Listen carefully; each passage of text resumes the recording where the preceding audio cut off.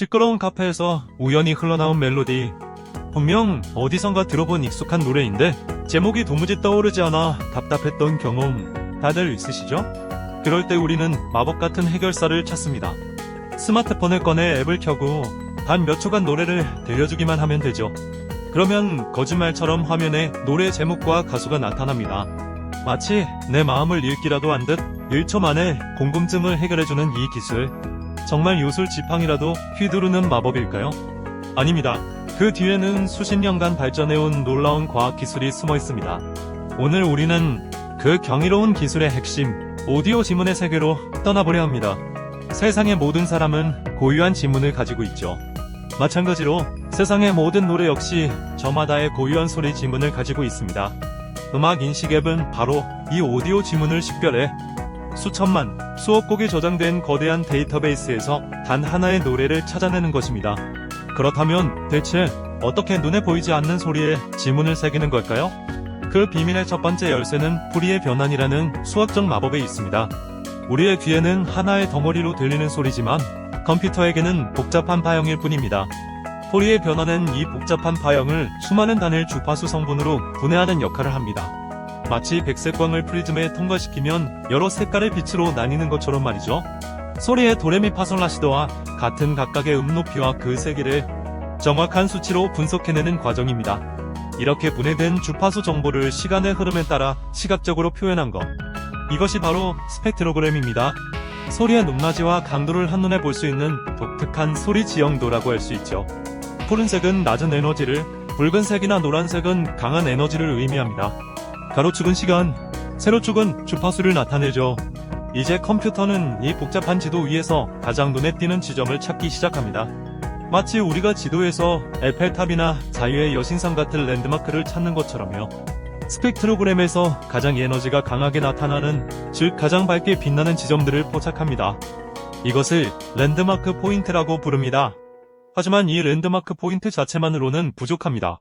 중요한 것은 이 랜드마크들 간의 관계입니다. 하나의 기줄 랜드마크를 정하고 그 주변에 있는 다른 랜드마크들이 시간적으로 얼마나 떨어져 있고 주파수는 얼마나 차이 나는지를 계산합니다. 이렇게 계산된 기준점, 목표점, 그리고 시간 차이라는 세 가지 정보의 조합은 해당 음악의 특정 순간을 나타내는 거의 유일무이한 값이 됩니다. 이 고유한 값을 해시 값이라는 짧은 디지털 코드로 변환합니다.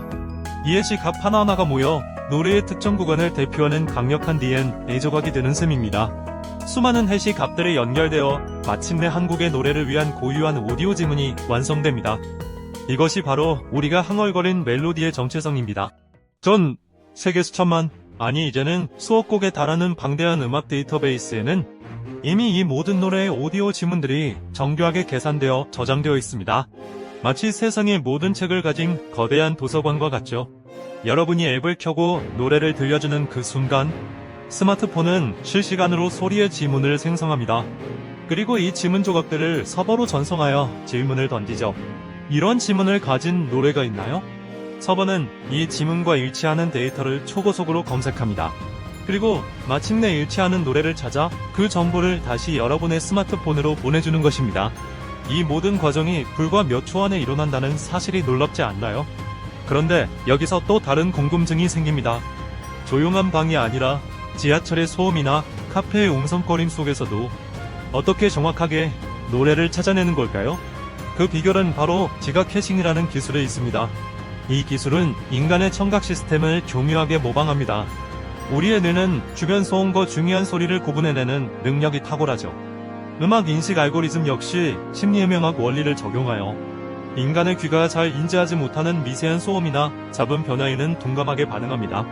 대신 음악의 핵심적인 멜로디나 리듬 같은 특징에는 아주 민감하게 반응하도록 설계되었죠.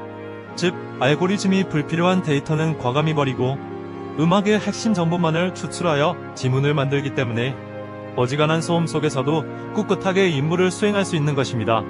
오디오 지문 기술은 단순히 노래를 찾는 데만 사용되지 않습니다.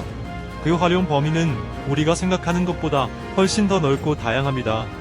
방송국에서는 광고나 프로그램 배경음악이 언제, 어느 채널에서 송출되었는지 모니터링하는 데 사용합니다.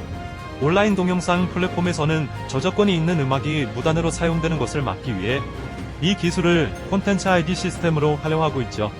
이는 원본 콘텐츠에서 특징을 추출하는 오디오 지문과 달리 콘텐츠에 의도적으로 보이지 않는 정보를 삽입하는 디지털 워터마킹과는 다른 방식입니다.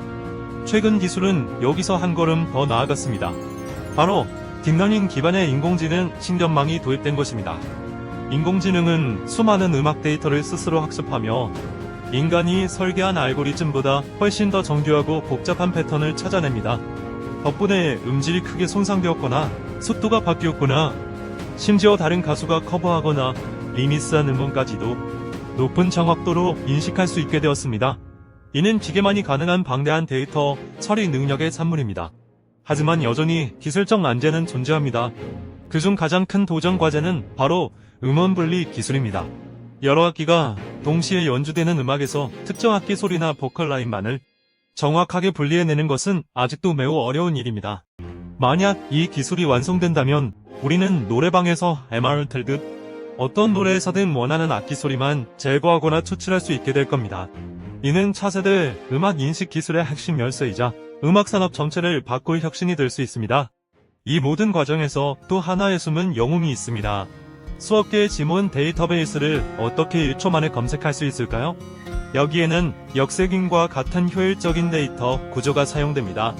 일일이 모든 노래의 지문과 비교하는 것이 아니라 마치 책의 맨 뒤에 있는 찾아보기처럼 특정의 시 값이 어느 노래에 포함되어 있는지 미리 목록을 만들어두는 방식입니다.